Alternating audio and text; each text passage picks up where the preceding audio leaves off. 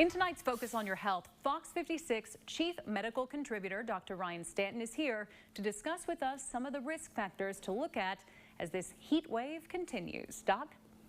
Now, this may be the dog days where it's hot, hot, hot, but it's not actually even officially the dog days.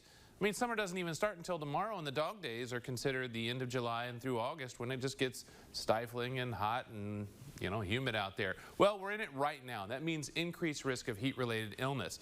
And so there are a number of things that you can consider that will impact the potential for this heat-related illness. First and foremost, obviously, is going to be the temperature that we're dealing with.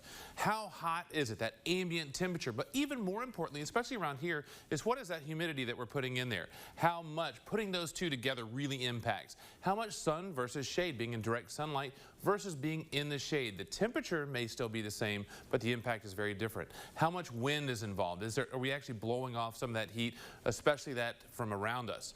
Hydration status. This is one of the key aspects, and we'll talk about that more here in about 30 minutes, but hydration really impacts. What are the risk factors?